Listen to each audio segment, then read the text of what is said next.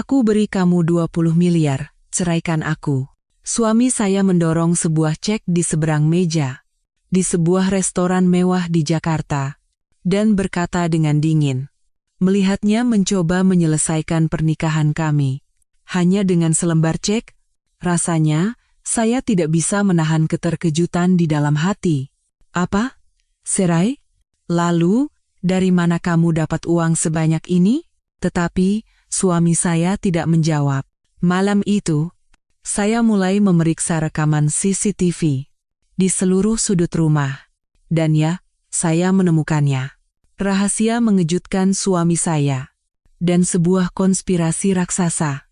Saat saya mengetahui sumber asli dari uang 20 miliar itu, pembalasan dendam saya pun dimulai. Kisah hari ini dimulai sekarang. Ya, saya berada di ruang VIP restoran Langit Biru, salah satu restoran paling mewah di kawasan SCBD, Jakarta. Lilin menari-nari dengan anggun di atas meja. Cahaya kemerahan dari segelas anggur merah memantul di taplak meja berwarna krem, tampak seperti permata.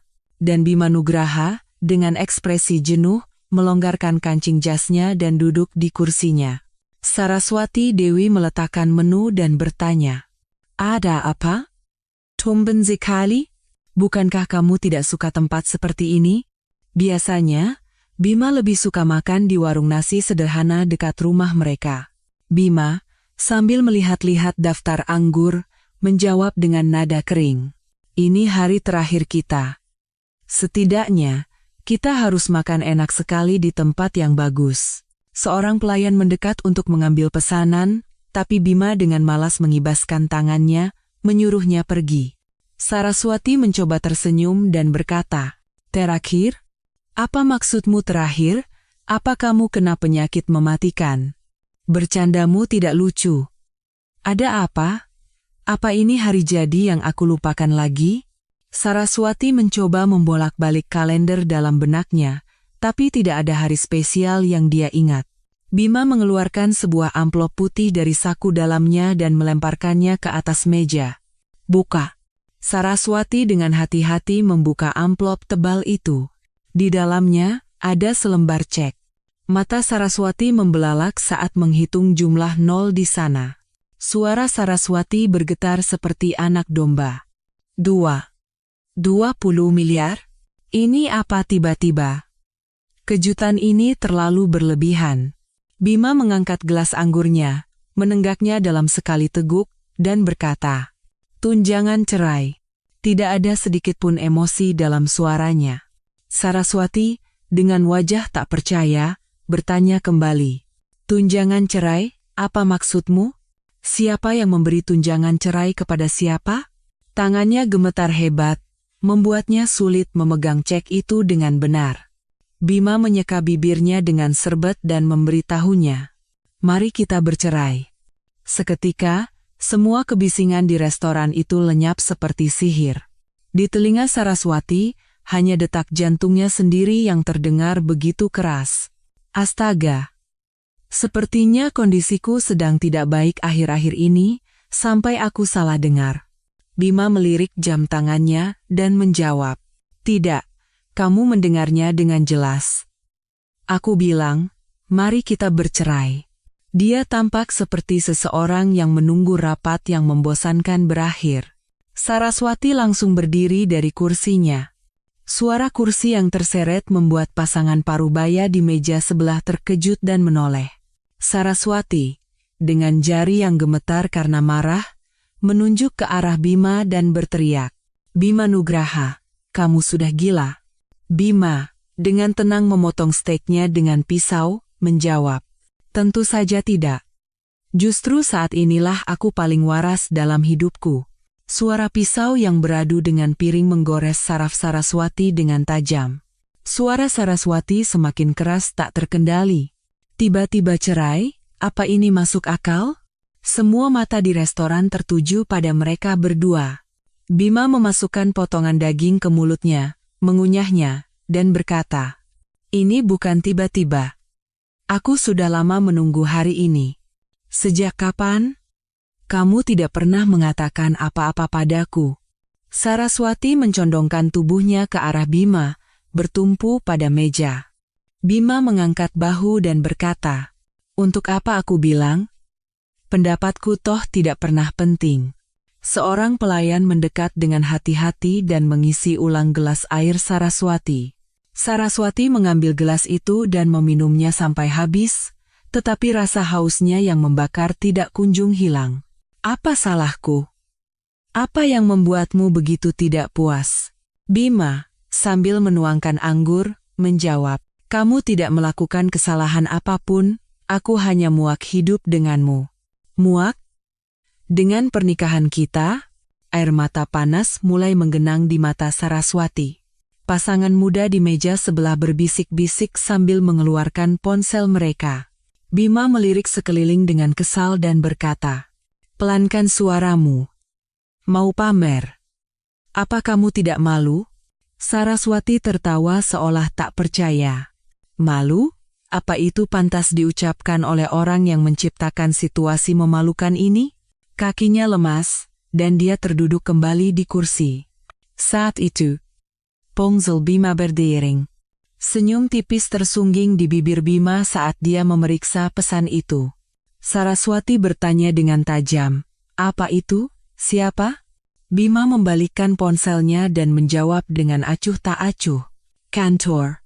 Kantor menghubungimu malam-malam begini? Ada proyek penting yang harus diselesaikan."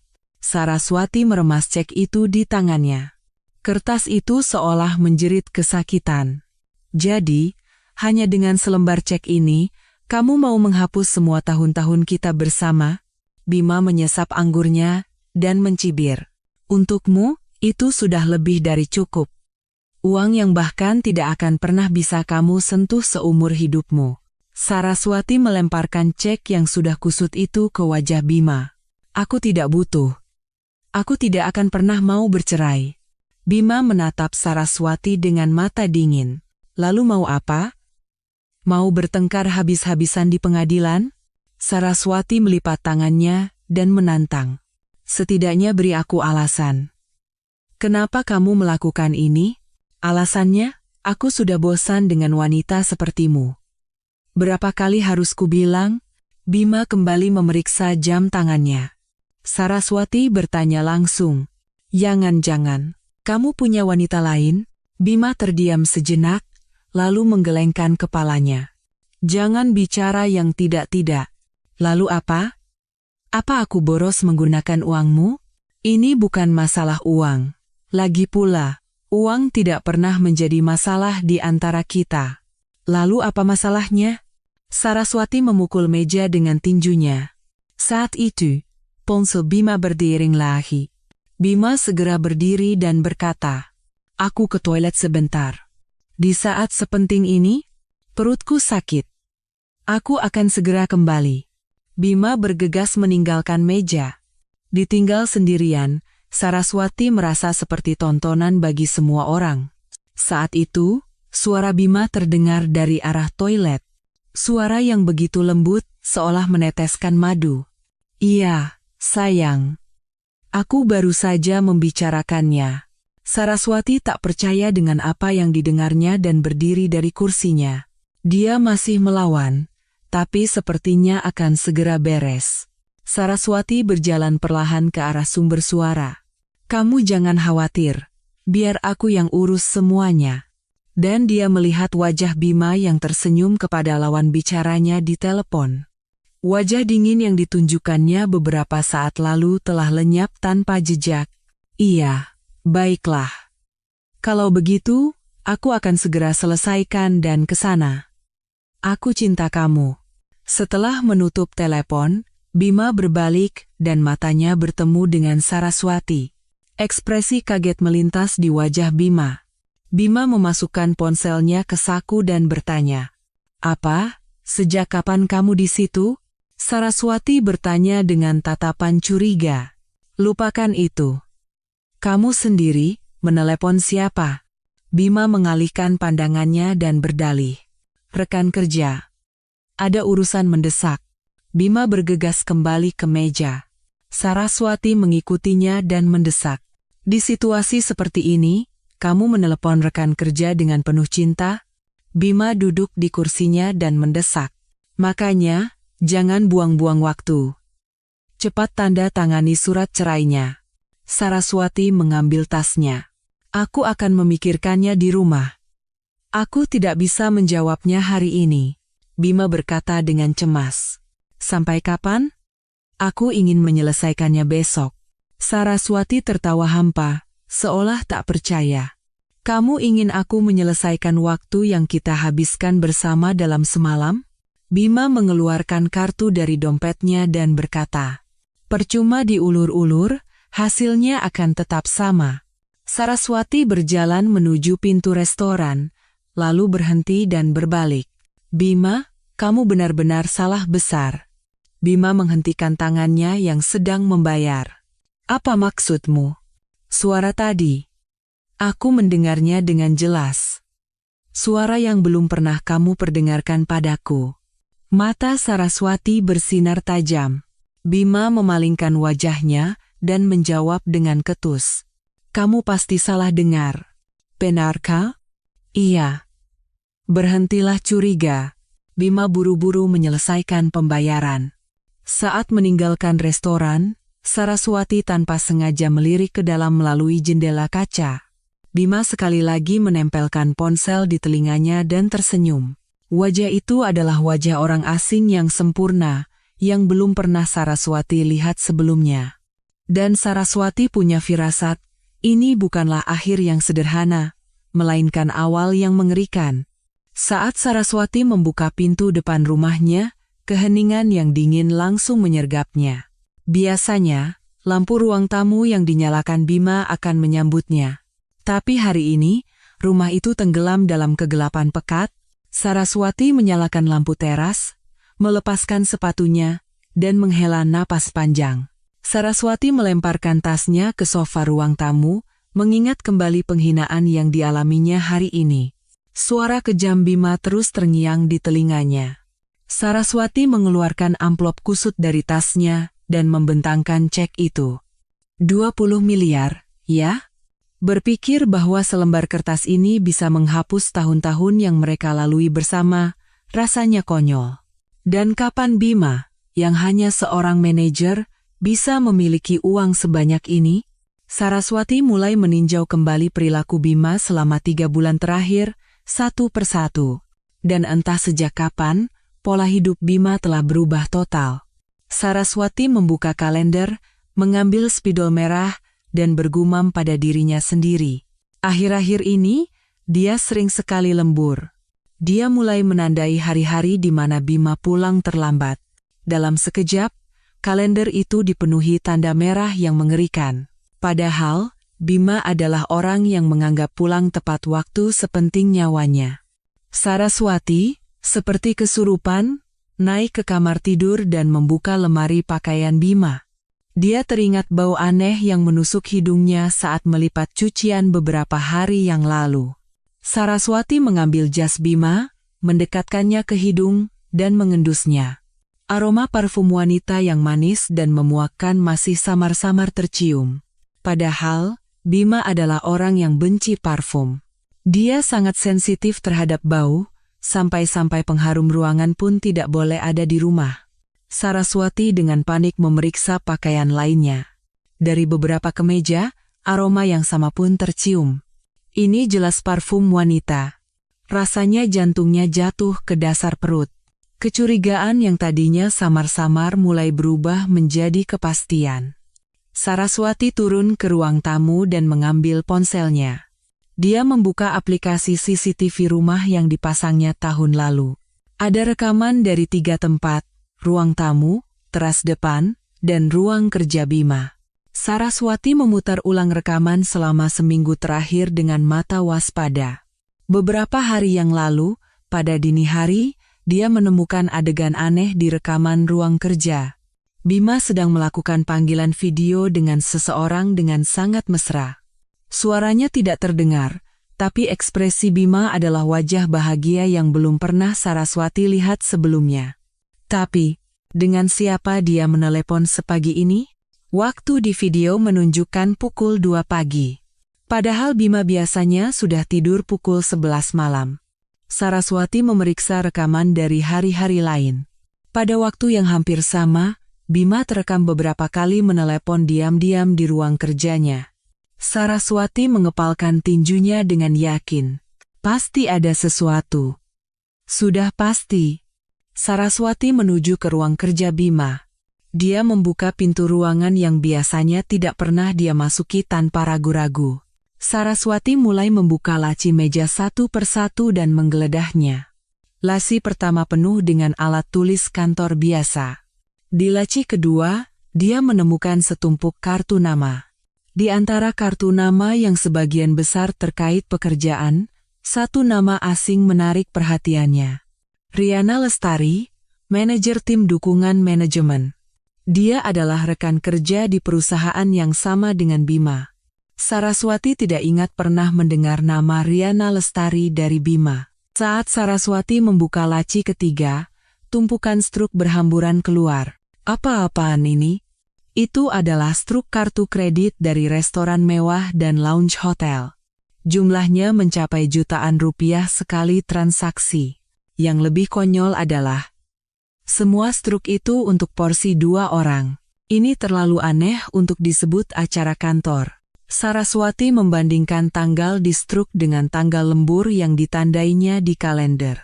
Dan yang mengejutkan, tidak ada satupun tanggal yang tumpang tindih. Wajah Saraswati mengeras dengan dingin. Dia berbohong padaku bilang lembur, lalu makan dengan siapa seperti ini? Saraswati memotret setiap struk dengan ponselnya.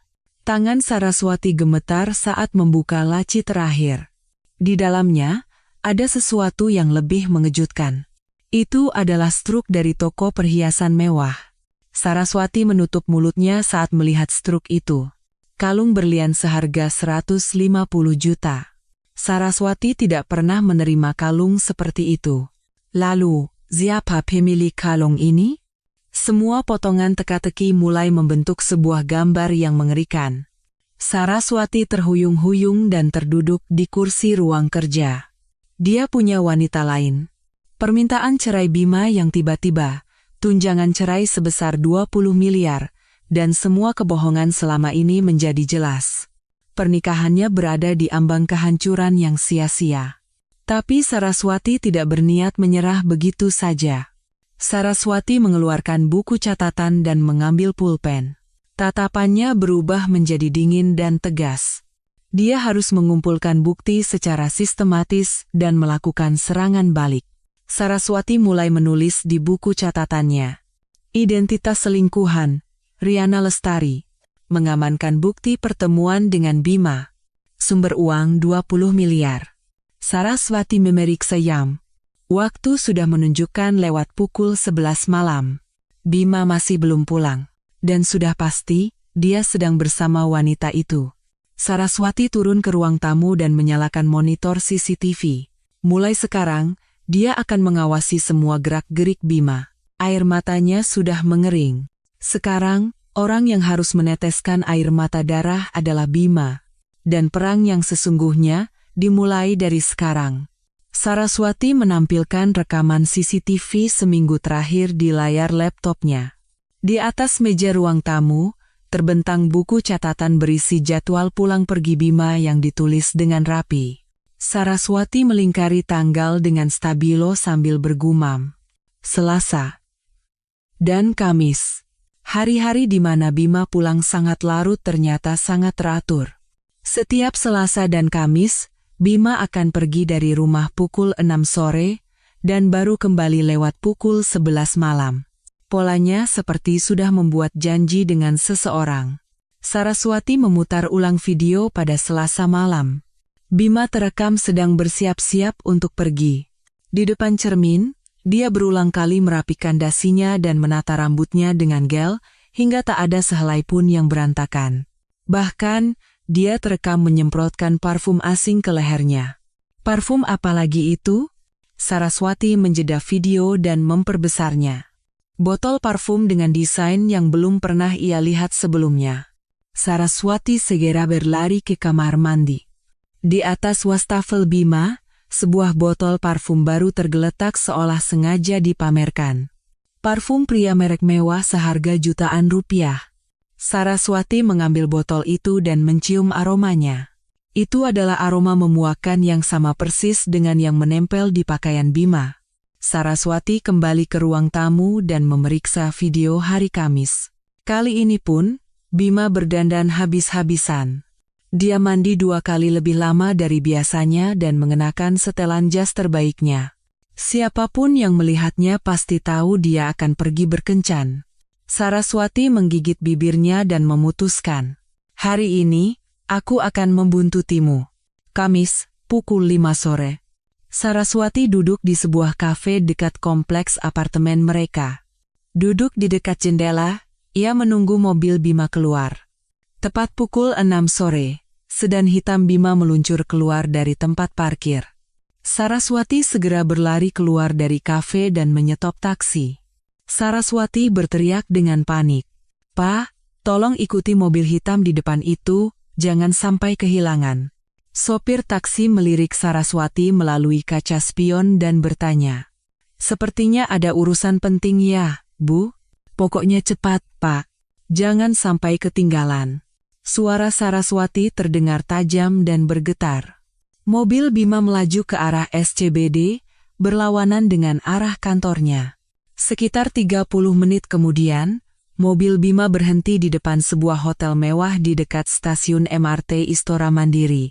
Saraswati membayar taksi, turun, dan bersembunyi dari kejauhan. Bima turun dari mobil dan masuk ke lobi hotel. Langkahnya terlihat sangat bersemangat seperti anak kecil. Saraswati mengikutinya ke lobi dan duduk di sofa yang tersembunyi. Dia membuka koran untuk menutupi wajahnya sambil mengamati gerak-gerik Bima. Bima berdiri di salah satu sudut lobi, memainkan ponselnya sambil menunggu seseorang. Ujung sepatunya mengetuk-netuk lantai, menunjukkan bahwa dia sangat tidak sabar. Tak lama kemudian, seorang wanita muda keluar dari lift. Wajah Bima langsung berseri-seri melihat wanita itu. Saraswati mengintip dari balik koran, mengamati wanita itu dari ujung kepala hingga ujung kaki. Jadi itu wanitanya. Seorang wanita berambut panjang, tinggi, dan bertubuh bagus.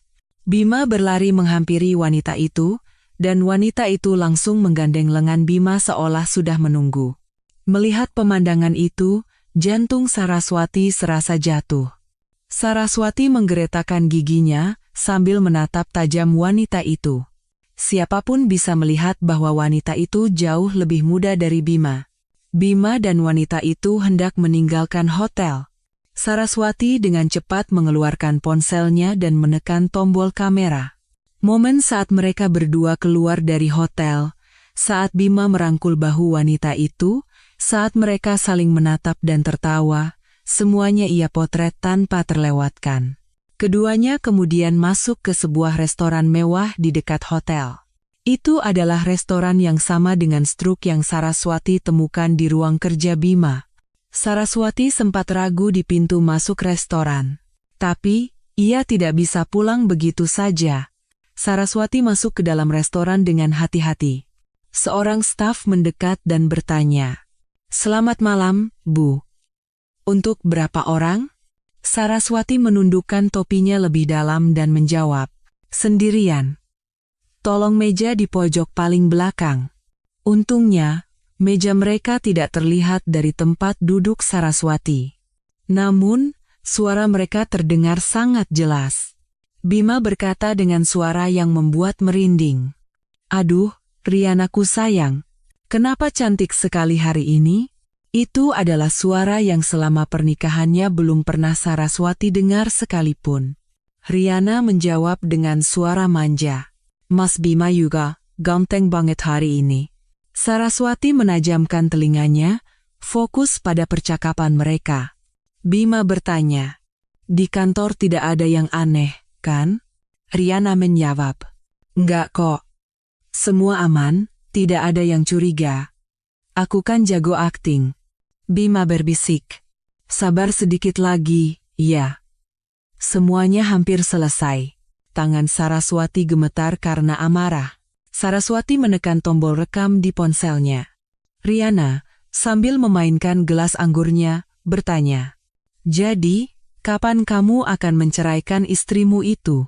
Napas Saraswati tercekat. Bima menjawab dengan penuh percaya diri, "Jangan khawatir. Minggu ini juga aku akan dapatkan tanda tangannya." Riana bersorak gembira. "Benarkah? Berarti mulai bulan depan kita bisa tinggal bareng?"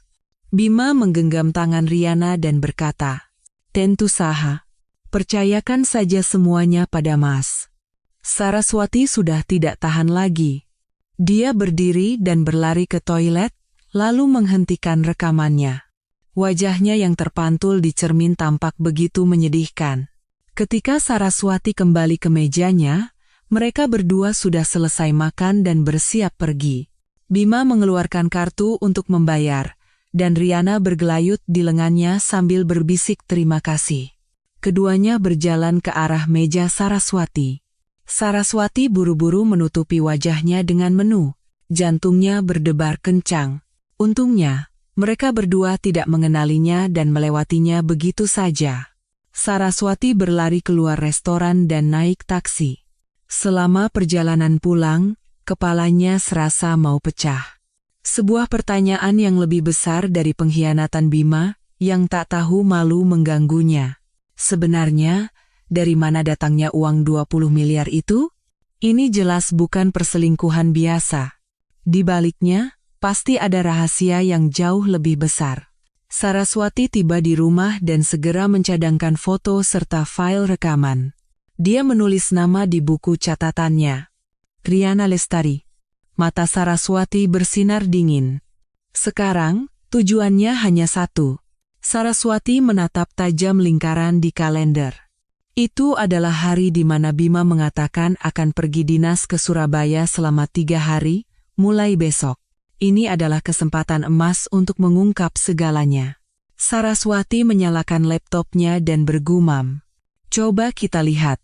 Apa benar ini perjalanan dinas?" Saraswati masuk ke situs web perusahaan Bima dan memeriksa semua pengumuman. Tidak ada satupun proyek yang berhubungan dengan cabang Surabaya. Justru, ada rapat penting seluruh staf yang dijadwalkan di kantor pusat Jakarta. Saraswati mencibir. "Sudah kuduga, bohong. Perjalanan dinas hanyalah alasan. Jelas dia berencana pergi berlibur dengan wanita itu." Keesokan paginya, Bima muncul dengan sebuah koper besar, seolah pamer. Tidak seperti biasanya, barang bawaannya jauh lebih banyak. "Aku berangkat dinas, ya." Bima berkata dengan acuh tak acuh dan keluar dari pintu depan. Saraswati menahan amarah yang meluap-luap dan memaksakan senyum. Begitu mobil Bima menghilang dari pandangan, senyum di wajah Saraswati pun lenyap. Saraswati langsung menuju ke ruang kerja Bima. Tujuannya adalah brankas kecil yang berdiri kokoh di sudut ruangan.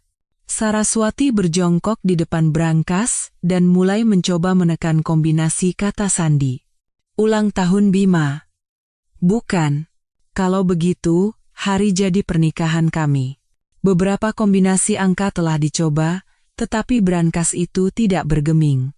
Saat itu, sebuah angka yang sering dibanggakan Bima terlintas di benaknya. Tanggal dia diterima bekerja di perusahaan besar itu. Lingsan YR. Saat Saraswati menekan angka-angka itu, terdengar bunyi bip dan pintu brankas terbuka dengan suara berat. Jantung Saraswati berdebar kencang. Di dalam brankas, ada tumpukan dokumen, buku tabungan, stempel, dan lain-lain.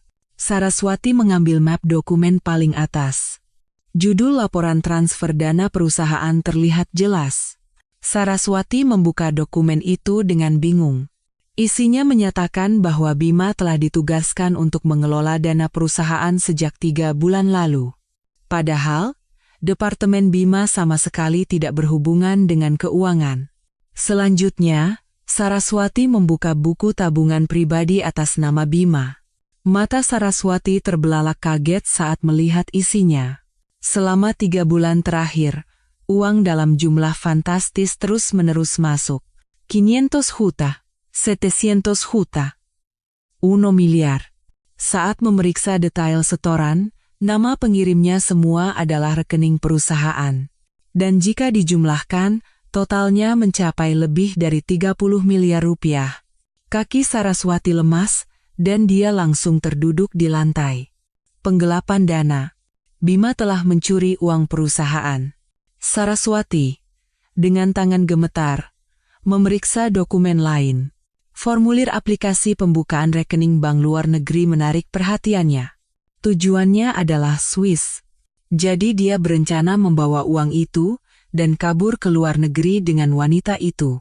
Semua potongan teka-teki tersusun dengan mengerikan.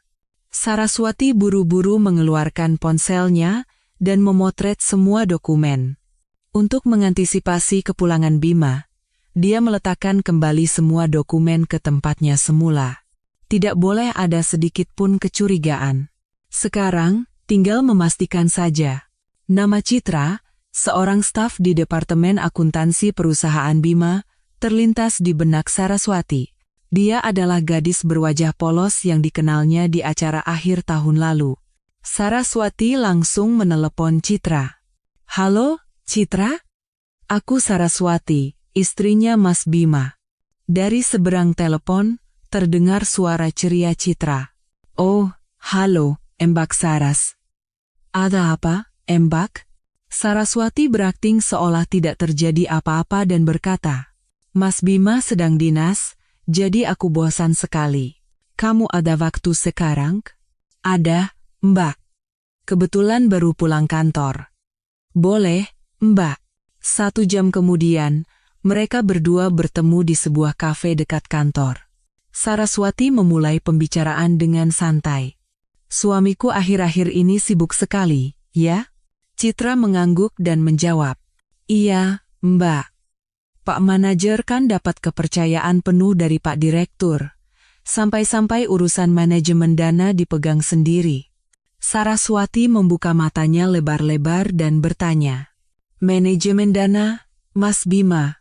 "Iya, karena beliau sangat teliti. Pak Direktur memberinya tugas khusus itu, kira-kira sudah 3 bulan. Waktunya sama persis dengan saat penggelapan dana dimulai."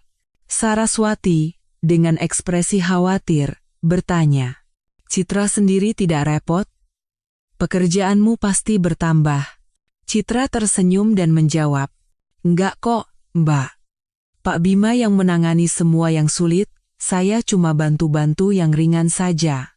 "Jadi, yang melakukan transfer uang juga Mas Bima langsung?" "Iya. Setelah dapat persetujuan dari Pak Direktur, sisanya semua diurus sama Pak Bima." Mendengar perkataan Citra, semua kecurigaan berubah menjadi kepastian. Terakhir, Saraswati bertanya dengan hati-hati, "Oh iya, belakangan ini ada kejadian aneh di kantor, tidak?" Citra memiringkan kepalanya. "Kejadian aneh? Sepertinya tidak ada, Mbak." Saraswati buru-buru mengalihkan pembicaraan. "Oh, bukan apa-apa. Cuma suamiku kelihatannya stres sekali akhir-akhir ini." Citra mengangguk seolah menyuruhnya tidak khawatir. "Ah, itu karena beliau sangat bertanggung jawab, Mbak." Setelah keluar dari kafe, langkah Saraswati terasa berat saat pulang ke rumah. Pengkhianatan suaminya bukan sekadar perselingkuhan. Ini adalah kejahatan yang nyata. Setibanya di rumah, Saraswati merapikan bukti-bukti yang dikumpulkannya hari ini. Dia mencatat foto-foto dari brankas dan isi percakapannya dengan Citra di buku catatan. Sendirian, dia tidak akan sanggup menangani kasus sebesar ini. "Aku butuh bantuan profesional." Saraswati mulai mengkari-kari kontak di ponselnya. Nama Arya Pratama, teman kuliah Bima yang sekarang bekerja sebagai pengacara, menarik perhatiannya. Tatapan Saraswati bersinar penuh tekad. Sekarang adalah waktunya untuk mengakhiri drama balas dendam yang memuakkan ini. Saraswati menatap tajam foto kartu nama yang tersimpan di laptop Bima. Kantor Hukum Pratama, rekan. Pengacara Arya Pratama. Sepertinya dia adalah pengacara dari tim hukum yang sering dihubungi Bima untuk urusan perusahaan. Saraswati, dengan tekad bulat, mengambil napas dalam-dalam dan mengangkat telepon. "Selamat siang, dengan kantor hukum Pratama, rekan." Suara yang terdengar presisi seperti mesin menjawab. Saraswati, dengan suara yang dipaksakan tenang, berkata, "Saya ingin membuat janji konsultasi dengan Bapak Arya Pratama." "Mengenai perihal apa, Ibu?" "Terkait PT Sinergi Digital Nusantara." Begitu dia menyebut nama perusahaan Bima, janji konsultasi langsung diatur dengan cepat. Keesokan siangnya, Saraswati berdiri di depan sebuah gedung pencakar langit. Papan nama emas kantor hukum Pratama, rekan seolah mendominasinya. Setelah melewati meja resepsionis dan diantar ke ruang rapat, Saraswati menelan ludah dengan gugup. Tak lama kemudian, seorang pria berjas rapi masuk. Arya Pratama, dengan senyum ramah, memperkenalkan diri. "Saya Arya Pratama." Dia adalah pria dengan suara yang meyakinkan dan penampilan yang rapi. "Terima kasih atas waktunya. Saya Saraswati." Arya duduk di kursi dan membuka mapnya. "Saya dengar ini terkait masalah dengan PT Sinergi Digital Nusantara. Ada apa ya?" Saraswati dengan hati-hati mulai berbicara. "Saya adalah istri dari manajer Bima Nugraha." Ekspresi Arya menunjukkan sedikit keterkejutan. "Oh, begitu rupanya. Saya pernah bertemu dengan Pak Bima beberapa kali untuk urusan pekerjaan." Saraswati mulai menjalankan akting yang telah ia siapkan. "Saya ingin bertanya mengenai tugas manajemen dana yang dipegang suami saya di perusahaan." "Tugas manajemen dana? Maksud Anda?" Arya memiringkan kepalanya. Sejak dia memegang pekerjaan itu, sepertinya dia jadi sangat stres. Saraswati, dengan ekspresi seolah akan menangis, berkata, "Suami saya jadi sangat sensitif. Saya khawatir. Apakah ada masalah di perusahaan? Apakah ada risiko hukum yang berbahaya?" Arya, alih-alih menjawab, perlahan mengamati wajah Saraswati. Dia tidak melewatkan kecemasan dan ketakutan yang tersembunyi di kedalaman matanya. Arya bertanya dengan suara lembut, "Apakah mungkin ada masalah lain yang Anda hadapi?" Pertanyaannya yang penuh empati membuat mata Saraswati terasa panas. Benteng emosi yang selama ini ia tahan seolah runtuh. "Sebenarnya," Saraswati mulai berbicara dengan suara bergetar, "suami saya meminta saya untuk bercerai." Ekspresi Arya menegang karena terkejut. "Bercerai?" "Dia menawarkan 20 miliar sebagai tunjangan." Suara Saraswati terdengar serak. Arya bertanya kembali, "20 miliar?" Sebagai seorang pengacara, dia langsung memahami keseriusan situasinya. Dengan gaji seorang manajer seperti Bima, uang sebanyak itu mustahil, kan? Jadi saya curiga. Jangan-jangan uang itu ada hubungannya dengan perusahaan. Akhirnya, air mata Saraswati pecah. Arya berdiri dari kursinya dan memberikan segelas air untuk Saraswati. Ekspresi formal di wajahnya telah hilang. "Tenanglah, Bu. Ini adalah masalah yang sangat serius." Saraswati menatap Arya dengan tatapan memohon. "Apa yang harus saya lakukan?" Arya menjawab tanpa ragu. "Saya akan membantu Anda." Saraswati menatapnya dengan mata terkejut. "Tapi, Anda kan bekerja dengan suami saya. Apakah tidak apa-apa?" Arya berkata dengan tegas. "Sebagai pengacara, saya tidak bisa membiarkan tindakan ilegal. Jika manajer Bima benar-benar melakukan penyelewengan, itu harus dihentikan." Kata-katanya membuat Saraswati merasa lega. Arya memberikan nasihat dengan suara profesional. "Pertama-tama, kita butuh bukti yang akurat. Saat ini, semuanya masih sebatas dugaan. Anda akan kesulitan jika sendirian. Saya akan mencarikan seorang ahli untuk Anda." Arya menulis nama dan nomor di belakang kartu namanya dan memberikannya. Doni Hidayat, seorang investigator. Dia mantan penyidik KPK dan ahli terbaik dalam kasus seperti ini. Saraswati bertanya dengan cemas. Apakah dia orang yang bisa dipercaya? Saya jamin. Kemampuannya terbaik, dan dia sangat bisa menjaga rahasia, rekomendasi Arya. Tapi biayanya pasti mahal. Saraswati mengkhawatirkan masalah praktis. Jangan khawatirkan soal biaya. Anda bisa melunasinya setelah kasus ini selesai. Perhatian Arya membuat Saraswati terharu. Terima kasih banyak. Padahal kita baru bertemu hari ini, tapi Anda.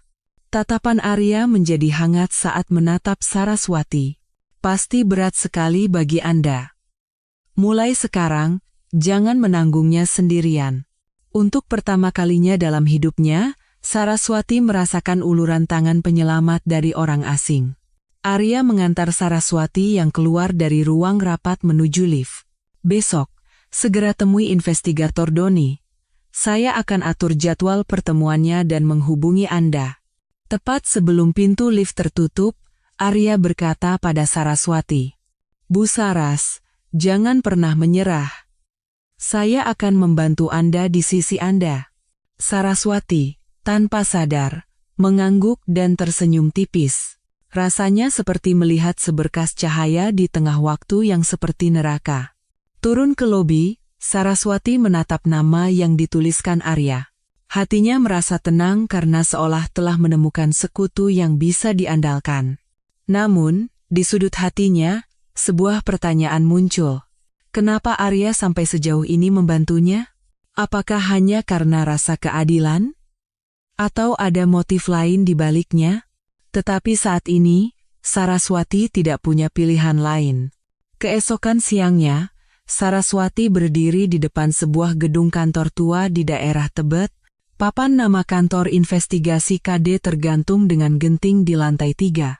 Ini adalah pertemuan pertamanya dengan Doni Hidayat, sang pemecah masalah yang direkomendasikan Arya.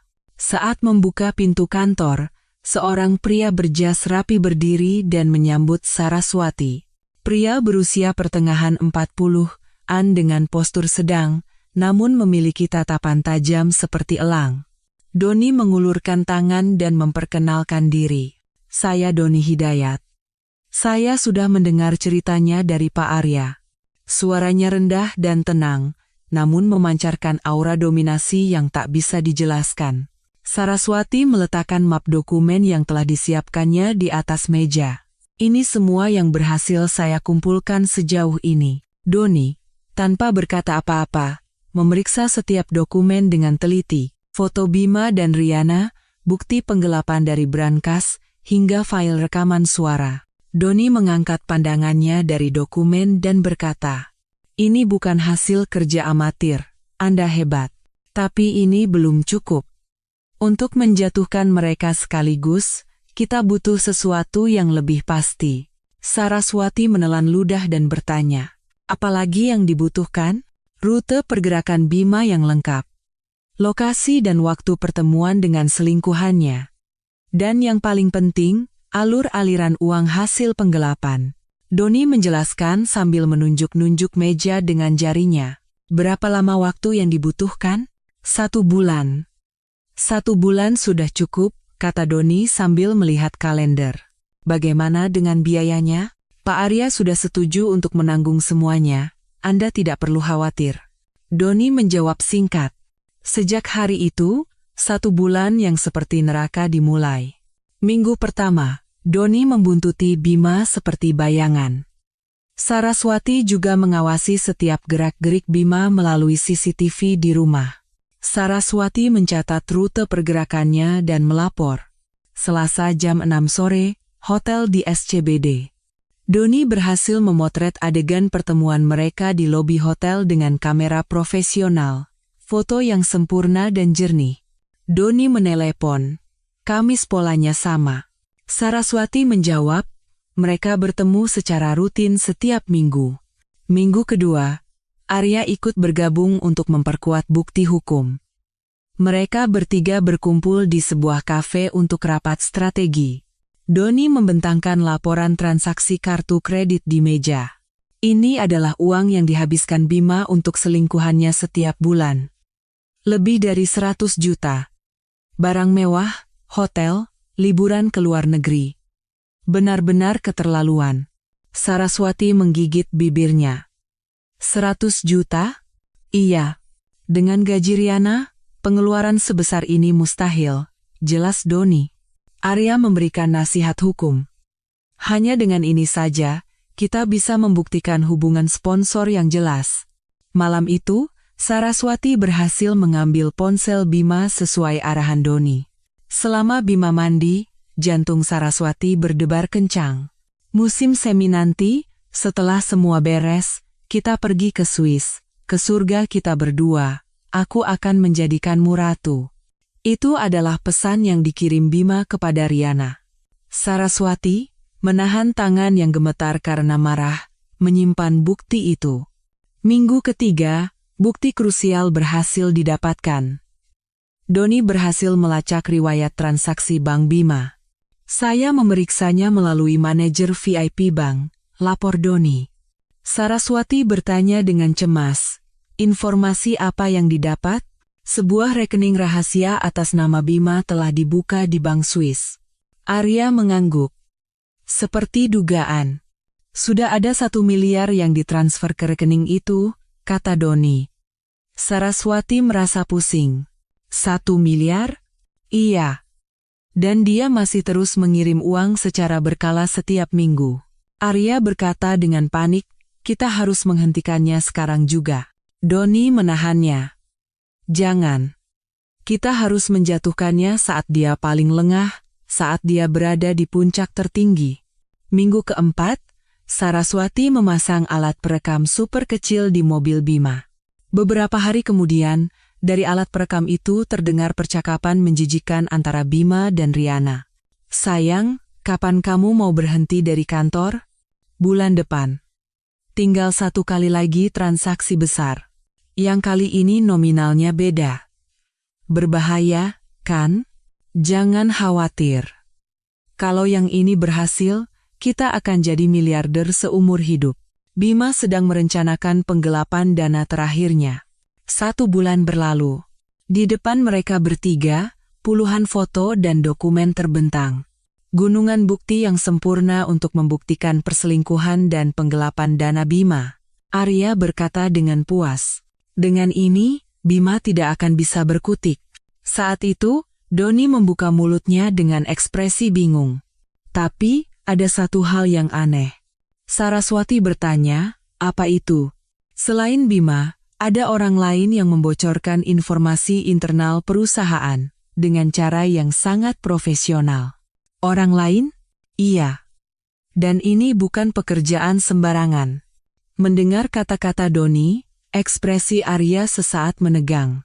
Namun, Saraswati yang dipenuhi amarah tidak menyadarinya. Saraswati bertanya dengan heran, siapa kira-kira? Doni, sambil melirik Arya, menjawab, entahlah. Itu harus diselidiki lebih lanjut. Setelah sebulan penuh pelacakan, Saraswati memiliki semua senjata yang dibutuhkan untuk balas dendam. Kini, tinggal menunggu waktu untuk menghabisi Bima. Namun, kata-kata terakhir Doni mengganjal di hatinya. Firasat buruk bahwa ada pengkhianat lain di belakang Bima mulai terasa. Keluar dari kantor Arya, Saraswati menatap wajahnya yang terpantul di pintu lift yang dingin, sambil mati-matian mengingat kembali percakapan barusan. Kata-kata terakhir Doni, orang lain yang membocorkan informasi internal, terasa seperti duri yang tersangkut di tenggorokannya. Dan Saraswati tidak melewatkan bagaimana ekspresi Arya sesaat menegang dingin saat mendengar kata-kata itu. Saraswati, saat naik ke lift yang kosong, bergumam pada dirinya sendiri. Kenapa dia berekspresi seperti itu? Selama perjalanan turun ke lobi, kecurigaan terhadap Arya terus berputar di benaknya. Rasa janggal yang ia rasakan sejak pertemuan pertama seolah mulai terungkap. Dia terlalu baik. Setibanya di rumah, Saraswati langsung menyalakan laptop. Dia memutuskan untuk menyelidiki latar belakang Arya sendiri. Di mesin pencari, dia mengetik kantor hukum Pratama, rekan, pengacara Arya Pratama. Banjir artikel tentangnya sebagai pengacara spesialis hukum perusahaan, terutama M, merger, akuisisi, yang bersifat hostile, muncul. Di antara rekam jejak kemenangannya yang gemilang, satu nama perusahaan yang familiar menarik perhatiannya. Konsultan M.A. untuk PT Inovasi Teknologi Asia. Seketika, jantung Saraswati berdebar kencang. Saraswati mencari lagi tentang PT Inovasi Teknologi Asia. Itu adalah perusahaan IT raksasa yang belakangan ini agresif mengakuisisi perusahaan sejenis. Saraswati kemudian menemukan artikel yang mengejutkan. Artikel itu menyebutkan bahwa PT Inovasi Teknologi Asia saat ini sedang mempertimbangkan untuk mengakuisisi perusahaan Bima, PT Sinergi Digital Nusantara. Ternyata mereka kompetitor. Semua potongan teka-teki tersusun dengan mengerikan. Untuk melakukan akuisisi, mengetahui kelemahan perusahaan target adalah hal yang krusial. Dan bagi Arya, informasi internal dari PT Sinergi Digital Nusantara pasti sangat berharga. Darah Saraswati terasa dingin. Arya, jangan-jangan kamu juga hanya memanfaatkanku? Saraswati, dengan tangan gemetar, menelepon Doni. Pak Doni, ada yang ingin saya minta tolong. Doni bertanya dengan suara heran, ada apa, Bu? Tolong selidiki tentang pengacara Arya Pratama. Setelah menutup telepon, Saraswati masuk ke situs web PT Inovasi Teknologi Asia. Di bagian profil eksekutif, dalam daftar konsultan hukum, nama Arya Pratama terpampang jelas. Sudah kuduga. Keesokan siangnya, Saraswati dan Doni bertemu di sebuah kafe. Doni, sambil mengeluarkan sebuah map, berkata, hasil penyelidikannya sudah keluar. Pak Arya adalah anggota inti dari proyek akuisisi PT Sinergi Digital Nusantara oleh PT Inovasi Teknologi Asia. Saraswati menggigit bibirnya. Berarti benar dia hanya memanfaatkanku. Doni menggelengkan kepala dan menyodorkan dokumen lain. Tapi ada yang aneh. Pak Arya sudah menyelidiki PT Sinergi Digital Nusantara jauh sebelum bertemu dengan Anda. Apa maksudnya? Artinya, bahkan tanpa Anda pun, dia sudah mendapatkan informasi internal melalui jalur lain. Pikiran Saraswati menjadi semakin rumit. Lalu, kenapa aku? Itu. Sepertinya Anda harus menanyakannya langsung. Saraswati mengangkat ponselnya dan menelepon Arya. Pak Arya, saya ingin bertemu sebentar. Mau datang ke kantor saya? Tidak, kita bertemu di luar. Di kafe yang kemarin. 1 jam kemudian, keduanya duduk berhadapan di kafe yang sepi. Senyum santai yang biasa menghiasi wajah Arya telah lenyap. Arya memulai pembicaraan lebih dulu. Apa yang ingin Anda bicarakan? Saraswati menembak dengan dingin. PT Inovasi Teknologi Asia.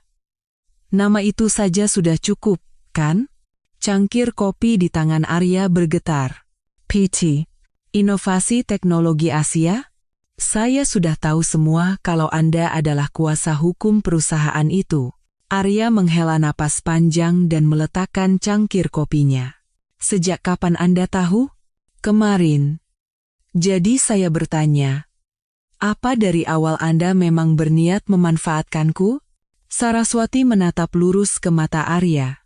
Arya terdiam sejenak, lalu membuka mulut.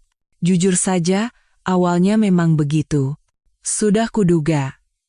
Senyum pahit tersungging di bibir Saraswati. Arya buru-buru melanjutkan. Tapi setelah bertemu dengan Anda, semuanya berubah. Apa yang berubah? Saya jadi tulus ingin membantu Anda. Ini bukan akting. Arya mencoba meraih tangan Saraswati, tapi Saraswati dengan dingin menarik tangannya. Lalu, bagaimana dengan akuisisi PT Sinergi Digital Nusantara? Arya memberikan jawaban yang tak terduga. Rencana itu sudah dibatalkan. Dibatalkan? Setelah fakta penggelapan dana Bima terungkap, PT Sinergi Digital Nusantara jadi perusahaan kosong. Saraswati bertanya dengan nada tak percaya. Berarti sekarang, Alasan untuk membantuku juga sudah tidak ada, kan? Arya menatap Saraswati dengan tatapan serius. Tidak. Masih ada alasannya. Karena aku jadi menyukaimu. Pengakuan tiba-tiba itu membuat Saraswati kehilangan kata-kata. Pak Arya, aku tidak tahan lagi melihatmu menderita di samping orang seperti Bima. Suara tulus Arya membuat hati Saraswati bimbang. Saraswati dengan sopan namun tegas menarik garis batas. Terima kasih atas perasaan Anda, tapi saat ini saya sedang tidak dalam kondisi untuk memikirkan itu. Arya, dengan ekspresi kecewa, berkata, baiklah, saya mengerti. Tapi setidaknya, izinkan saya membantu Anda sampai akhir sebagai pengacara. Sebagai gantinya, saya tidak akan menyembunyikan apapun lagi dari Anda. Saya berjanji. Keluar dari kafe, hati Saraswati terasa berat. Dia merasakan ketulusan Arya, tetapi tidak bisa menghilangkan kecurigaan bahwa itu mungkin hanya topeng lain. Tapi saat ini, menghukum Bima adalah prioritas utamanya. Saat itu, ponselnya berdering. Pesan dari Doni. Saya menemukan informasi penting. Ingin bertemu besok segera. Saraswati diliputi firasat buruk. Kebenaran apa lagi yang menunggunya? Beberapa hari kemudian, sebuah panggilan mendesak datang dari Doni.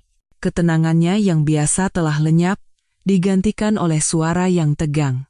Bu Saraswati, tolong segera datang ke kantor sekarang. Situasinya benar-benar berbalik. Jantung Saraswati serasa jatuh. Ada apa? Tidak bisa dibicarakan lewat telepon. Anda harus datang dan melihatnya sendiri. Mendengar suara Doni, Saraswati hanya mengenakan mantel dan berlari keluar rumah. 1 jam kemudian, kantor yang ia datangi berbeda dari biasanya. Semua jendela ditutupi tirai, dan wajah Doni mengeras seperti batu. Di atas meja, tumpukan dokumen dan foto berserakan seperti diterpa badai. Ada apa? Semalam saya tidak bisa tidur setelah membaca pesan Anda, tanya Saraswati cemas sambil duduk. Doni menghela napas dalam-dalam dan berkata, Bu Saras, Anda harus kuat. Ini jauh lebih besar dari yang kita bayangkan. Perusahaan Bima bukan sekadar perusahaan IT biasa. Doni mendorong setumpuk dokumen ke arah Saraswati. Saraswati melihatnya, tapi hanya ada angka-angka yang tidak bisa ia pahami dan istilah akuntansi seperti sandi. Ini semua apa? Ini adalah aliran dana PT Sinergi Digital Nusantara yang sebenarnya. Perusahaan ini adalah gudang untuk mencuci uang haram dalam jumlah besar. Mendengar kata-kata Doni, wajah Saraswati memucat. Pencucian uang? Benar. Dan Bima adalah pion utama dalam organisasi itu. Doni menyebarkan bukti-bukti lain di atas meja. Berarti uang yang digelapkan suami saya juga uang organisasi? Bima, dengan nekatnya, telah mencuri uang milik organisasi itu sendiri. Doni mengeluarkan selembar foto dari bagian terdalam map. Dan ini adalah dalang sebenarnya yang mengendalikan semua ini dari balik layar. Dalam foto itu, seorang pria berusia akhir 60-an terekam sedang turun dari sedan mewah. Orang ini adalah Pramono Adiwijaya, yang biasa dipanggil ketua. Dia adalah Presiden Ekonomi Bawah Tanah Indonesia. Pramono Adiwijaya? Saraswati baru pertama kali mendengar nama itu. Dia adalah monster yang menguasai puluhan perusahaan, termasuk PT Sinergi Digital Nusantara. Sebuah nama perusahaan melintas di benak Saraswati seperti kilat. Kalau begitu, PT Inovasi Teknologi Asia juga? Benar. PT Inovasi Teknologi Asia juga milik Pramono. Saraswati merasa seolah seluruh darahnya terkuras habis. Berarti pengacara Arya juga. Kemungkinan besar, Arya juga adalah kaki tangan Pramono. Saraswati bergumam tak percaya. Jadi dia tidak membantuku. Mungkin dia memanfaatkan Anda untuk mencari sesuatu. Doni menyodorkan dokumen terakhir di depan Saraswati. Melihatnya, mata Saraswati terbelalak seolah mau robek. Itu adalah dokumen tua dengan foto ayahnya, Raden Suharjo. Suara Saraswati terdengar serak seperti ular. Kenapa ada ayah saya di sini? Doni menjawab dengan suara berat. Ayah Anda adalah akuntan untuk organisasi ini. Ayah saya melakukan hal seperti itu, dan beliau sedang bersiap untuk membongkar semua kebusukan organisasi ini ke publik. Tapi, tepat sebelum semuanya terungkap, beliau meninggal secara misterius. Saraswati berdiri dan berteriak, "Ayah saya bunuh diri." Anda tahu apa sampai bicara sembarangan? Doni menunjukkan catatan investigasi polisi saat itu. Bu Saras, ini jelas pembunuhan yang disamarkan sebagai bunuh diri. Saraswati terdiam karena syok, hanya menatap dokumen itu. Doni kemudian mengucapkan kata-kata yang lebih tak bisa dipercaya. Dan pertemuan Anda dengan Bima. Itu juga bukan kebetulan. Kaki Saraswati lemas, dan dia terduduk kembali di kursi. Maksudmu, pernikahan saya direkayasa? Organisasi itu sedang mencari buku besar dana gelap yang disembunyikan ayah Anda. Jadi, mereka menempatkan seorang mata-mata di sisi Anda, satu-satunya kerabat darah ayah Anda. Seluruh hidupnya terasa seperti kebohongan. Lalu Riana. Perselingkuhan itu. Semuanya? Benar. Semuanya adalah drama besar untuk menipu Anda. Saraswati tertawa seperti orang gila. Jadi aku adalah tokoh utama dalam sebuah penipuan raksasa. Berarti, apa yang kita lakukan sekarang juga sudah mereka ketahui? Doni menunjuk keluar jendela dengan dagunya. Sejak 3 hari yang lalu, mobil itu sudah mengawasi kita. Melalui celah tirai, sebuah sedan hitam terlihat. Saraswati bertanya dengan suara cemas, "Kita harus bagaimana sekarang?" "Kita harus segera pergi dari sini." Dan ke kejaksaan. Sebelum Doni selesai bicara, pintu kantor terbuka dengan kasar. 2 pria berwajah sangar masuk. Salah satunya menatap Doni dan berkata, "Anda Pak Doni Hidayat, kan?" Doni menyembunyikan Saraswati di belakangnya dan bertanya, "Siapa kalian? Masuk seenaknya?" Pria itu tersenyum sinis. "Ketua ingin bertemu dengan Anda berdua." "Ketua mana?" "Ketua Pramono Adiwijaya." Mendengar nama itu, tubuh Saraswati membeku seperti batu. Doni menantang, "Bagaimana kalau kami menolak?" Pria itu meraba saku dalam jasnya, mengancam, "Kalau begitu, ceritanya akan jadi sedikit lebih panjang." Doni melangkah maju untuk melindungi Saraswati. "Baiklah, ayo pergi." Keputusan yang bijak. Dalam sekejap mata, Doni memasukkan dokumen-dokumen penting ke dalam tas. Dia berbisik di telinga Saraswati, "Apapun yang terjadi, jaga tas ini." Mereka berdua digiring oleh pria-pria itu keluar kantor. Di depan gedung, sebuah sedan hitam menunggu seperti kereta dari neraka. Saat dipaksa masuk ke dalam mobil, pikiran Saraswati kosong. Waktunya telah tiba untuk berhadapan dengan kejahatan raksasa yang telah menelan seluruh hidupnya. Sedan hitam itu berhenti di sebuah tempat parkir sepi di tepi Laut Ancol. Angin sore yang dingin menyapu permukaan laut. Saat Saraswati dan Doni turun dari mobil, sedan hitam lain mendekat tanpa suara. Pintu belakang terbuka, dan seorang pria tua berjas abu-abu yang disetrika rapi turun. Pria berusia akhir 60-an dengan tatapan tajam seperti elang. Pria itu memperkenalkan diri dengan suara rendah. "Saya Pramono Adiwijaya." Penampilannya seperti seorang pria tua biasa, tapi aura intimidasi yang memancar dari seluruh tubuhnya tidak bisa disembunyikan. Pramono menatap Saraswati dan tersenyum sinis. "Nona Saraswati, ini pertama kalinya kita bertemu langsung." Saraswati bertanya dengan waspada. "Anda kenal saya?" "Tentu saja. Berkat ayahmu, aku sudah mengenalmu sejak lama." Mendengar kata-kata Pramono, tubuh Saraswati mendingin. "Kenapa Anda menyebut ayah saya?" "Raden Suharjo. Orang yang sangat berbakat. Seharusnya dia menjadi orang yang tak tergantikan di organisasi kami." Saat itu, Doni melangkah maju, menyembunyikan Saraswati di belakangnya. Doni menembak, langsung saja ke intinya. Pramono menatap Doni dari atas ke bawah. Investigator Doni Hidayat. Kau juga bukan orang sembarangan, tapi bukankah sudah saatnya kau mundur? Pramono memberi isyarat, dan pria-pria berjas hitam langsung mengepung mereka berdua. Doni bertanya, mundur dari apa? Suara Pramono menjadi sedingin es. Dari penyelidikan sia-siamu itu. Berhentilah melakukan hal bodoh seperti harus mencicipi kotoran untuk tahu itu bukan kue. Saraswati berteriak dengan suara gemetar. Anda yang membunuh ayah saya, kan? Pramono mengangkat bahu. Membunuh? Kasar sekali bicaramu. Ayahmu yang lebih dulu mencoba mengkhianati kami. Dia berani-beraninya mencoba melapor ke polisi. Suara Saraswati dipenuhi amarah. Jadi Anda membunuhnya. Pramono tertawa sinis. Dia membalas kebaikan dengan kejahatan, jadi itu salahnya sendiri. Fakta bahwa aku yang menjodohkanmu dengan Bima juga bisa dibilang kebaikan, bukan? Saraswati merasa seolah kepalanya dihantam palu raksasa.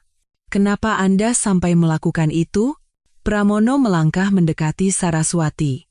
Ayahmu menyembunyikan sesuatu yang sangat penting. Tentu saja aku pikir dia akan memberikannya pada putri satu-satunya. Tapi setelah bertahun-tahun menunggu, tidak ada apa-apa. Kau benar-benar bodoh dan tidak tahu apa-apa.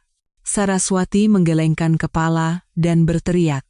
Aku tidak menerima apa-apa. Tidak ada. Pramono memberi isyarat pada anak buahnya. Seorang pria mengeluarkan sebuah jam tangan dan mengayunkannya di depan mata Saraswati. Itu adalah jam tangan yang sama persis yang dipakai Arya Pratama. Pengacara Arya Pratama juga ada di tangan kami sekarang. Saraswati bertanya dengan putus asa. Apa yang kalian lakukan pada Pak Arya? Dia masih bernapas, tapi kalau kau terus keras kepala, aku tidak bisa jamin apa yang akan terjadi. Saraswati merasa tak berdaya di depan tembok raksasa. Apa yang Anda inginkan? Sederhana. Lupakan semua bukti yang sudah kau kumpulkan, dan hiduplah seolah kau sudah mati. Pramono memberikan syaratnya. Kalau begitu, aku akan membiarkan kau, Doni, dan Arya hidup. Doni bertanya, dan kalau kami menolak? Pramono tersenyum dingin. Kau akan menjadi makanan ikan di laut seperti ayahmu. Tidak ada pilihan lain. Saraswati, untuk mengulur waktu, berkata, beri aku waktu untuk berpikir. Baik. Besok malam, datanglah dengan jawabanmu. Pramono berbalik dan berbisik di telinga Saraswati. Itu adalah barang yang ditukar ayahmu dengan nyawanya.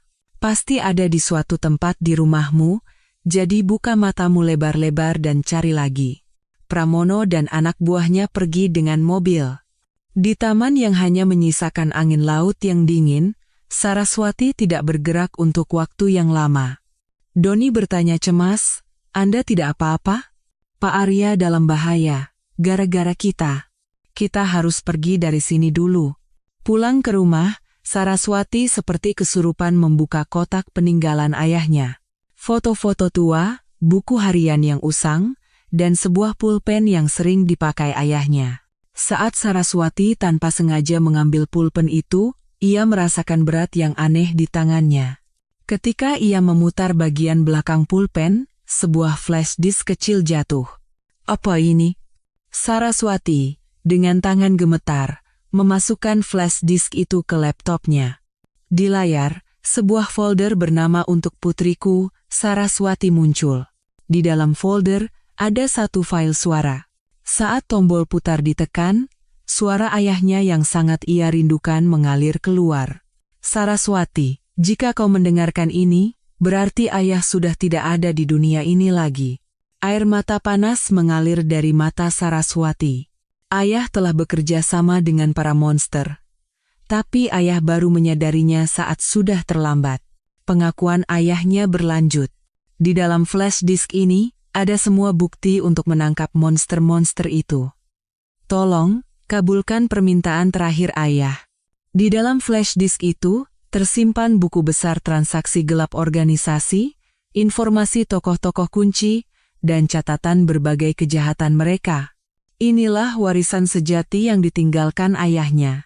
Saraswati menggenggam erat flash disk itu. Dia segera menelepon Doni. Pak Doni, saya menemukannya. Warisan sejati yang ditinggalkan ayah saya menemukannya. Benarkah? Di mana itu? Tersembunyi di dalam pulpen, semuanya ada di sini.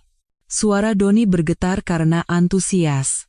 Kalau begitu, sekarang, Saraswati berkata dengan suara penuh tekad. Iya. Sekarang saatnya mengakhiri pertarungan neraka ini atas nama ayah saya. Saraswati dan Doni menghabiskan malam menganalisis isi flash disk peninggalan ayahnya.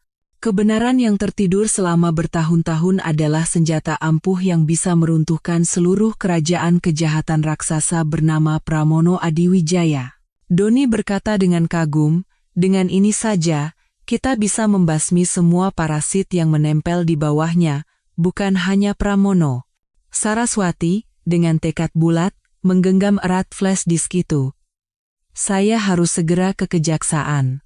Doni, dengan tatapan khawatir, mencoba mencegahnya. Tapi Bu Saras, ini mempertaruhkan nyawa. Pramono tidak akan tinggal diam. Mata Saraswati bersinar dingin. Justru karena itu saya harus pergi. Ini adalah wasiat terakhir yang ayah tinggalkan untuk saya. Keesokan paginya, keduanya berdiri di depan Kejaksaan Agung RI. Berkat kontak yang sudah dihubungi Doni sebelumnya, mereka bisa langsung menuju ke ruang jaksa penuntut. Yang menyambut mereka adalah Jaksa Anindita.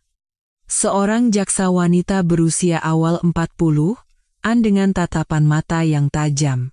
Setelah memeriksa data di dalam flash disk, ekspresi Jaksa Anindita menegang karena syok.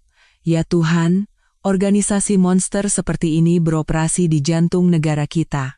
Doni menjawab, akarnya terlalu dalam. Kami bahkan tidak tahu harus mulai dari mana. Jaksa Anindita, dengan tekad bulat, berdiri. Kita cabut sampai ke akarnya. Saya akan segera membentuk tim investigasi khusus. Untuk perlindungan Anda berdua, kami akan siapkan rumah aman. Saraswati menggelengkan kepala. Tidak perlu. Saya akan menyaksikan akhir dari mereka dari rumah saya sendiri. Sore itu, seluruh Indonesia gempar. Berita utama di semua stasiun TV menyoroti terungkapnya organisasi Pramono Adiwijaya. Organisasi pencucian uang ilegal skala puluhan triliun terbongkar. Dugaan keterlibatan pejabat dan politisi. Suara pembawa berita yang bersemangat meledak dari televisi. Wajah Pramono, bersama dengan daftar puluhan perusahaan samaran termasuk PT Sinergi Digital Nusantara, dipublikasikan. Saat itu, ponsel Saraswati berdering seperti lonceng dari neraka. Peneleponnya adalah Pramono. Pramono berkata dengan suara sedingin es, Saraswati, beraninya kau menusukku dari belakang. Saraswati menjawab dengan cibiran, bukankah waktu janjinya besok malam, Pak Ketua? Kau dari awal memang tidak berniat menepati janji. Saraswati menembak dengan dingin, Anda juga tidak menepati janji pada ayah saya. Ini perang. Dan perang ini baru akan berakhir setelah salah satu dari kita mati. Pramono menggeretakkan giginya. Aku akan membuatmu menyesal. Telepon ditutup. 1 jam kemudian, mobil-mobil polisi mulai berdatangan di sekitar rumah Saraswati. Itu adalah tim pengamanan yang dikirim oleh Jaksa Anindita. Keesokan subuhnya, operasi penangkapan terbesar dalam sejarah Indonesia dimulai. Pramono dan para petinggi organisasi ditangkap satu persatu di tempat tidur mereka. Berita pagi menyiarkan langsung pemandangan menyedihkan Pramono yang digiring dengan tangan di borgol. Doni menghela napas lega. Sekarang benar-benar sudah berakhir. Sore harinya, berita bahwa Arya Pratama telah diselamatkan terdengar. Saraswati bergegas ke rumah sakit. Untungnya, Arya tidak mengalami luka serius. Arya menggenggam tangan Saraswati. Kau telah menyelamatkan nyawaku, Saras. Anda tidak apa-apa? Tentu saja. Dan kau benar-benar berhasil. Kau menangkap monster itu. Saraswati berkata dengan tenang, bukan saya sendiri. Saya menangkapnya bersama ayah saya. Arya bertanya hati-hati, bagaimana dengan Bima? Ternyata dia hanya boneka organisasi. Dia korban gaslighting dari wanita bernama Riana. Hasil investigasi mengungkapkan bahwa Bima hanyalah pion yang sengaja ditempatkan untuk mengawasi Saraswati. Bahkan perselingkuhannya adalah drama terperinci dari organisasi untuk mengendalikan dan merusak mental Bima. Arya berkata dengan wajah terkejut, berarti Bima juga korban? Saraswati menjawab dengan dingin, itu tidak berarti dosa yang telah ia lakukan hilang begitu saja. Beberapa hari kemudian, Bima dibebaskan dengan status penangguhan penuntutan. Saraswati dan Bima bertemu untuk terakhir kalinya menandatangani surat cerai. Bima berlutut dan memohon, Saras, aku benar-benar bersalah. Tolong, maafkan aku sekali ini saja. Saraswati menatap Bima dengan mata dingin. Maafkan dirimu sendiri. Aku tidak pernah menganggapmu sebagai manusia, bahkan sedetik pun. Saras, jangan sebut namaku dengan mulut kotormu. Saraswati berbalik dan pergi. Sebulan kemudian, semua persidangan selesai. Pramono dijatuhi hukuman penjara seumur hidup, dan anggota organisasi lainnya menerima hukuman berat sesuai hukum. Saraswati telah mengungkap kebenaran di balik kematian ayahnya dan mendapatkan kembali semua yang telah direnggut darinya. Dia hadir sebagai saksi di sidang DPR untuk memulihkan nama baik ayahnya, dan dengan ganti rugi miliaran yang ia terima dari organisasi, ia siap memulai hidup baru. PT Sinergi Digital Nusantara juga melalui proses normalisasi. Setelah semua badai berlalu, Saraswati akhirnya mendapatkan kebebasan penuh. Mengakhiri kehidupan palsu yang seperti neraka, ia akhirnya memulai kehidupan nyata untuk dirinya sendiri. Saraswati membuka jendela lebar-lebar dan membiarkan sinar matahari yang melimpah menyinari seluruh tubuhnya. 6 bulan kemudian, Saraswati, dari kantornya di puncak gedung pencakar langit di Jakarta, menatap pemandangan malam kota. Di jendela kaca, tertulis dengan kaligrafi yang kuat, Yayasan Keadilan, Kebenaran.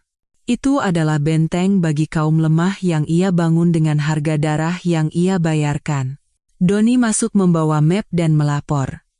Ibu Ketua, hari ini ada 3 kasus baru yang masuk. Doni kini adalah rekan paling andal Saraswati dan kepala tim investigasi yang kompeten di yayasan itu. Saraswati memutar kursi direkturnya dan bertanya, kasus apa saja? 2 laporan pengungkapan korupsi internal perusahaan besar, dan 1 kasus pelecehan seksual oleh pejabat. Doni meletakkan file-file itu di meja Saraswati. Saraswati melihat-lihat dokumen itu dengan senyum puas. Para penjahat di Indonesia pasti sudah tidak bisa tidur nyenyak karena kita. Dalam waktu 3 bulan sejak didirikan, yayasan itu telah menjadi harapan terakhir bagi orang-orang yang tertindas berkat kasus Saraswati yang menjadi sangat terkenal.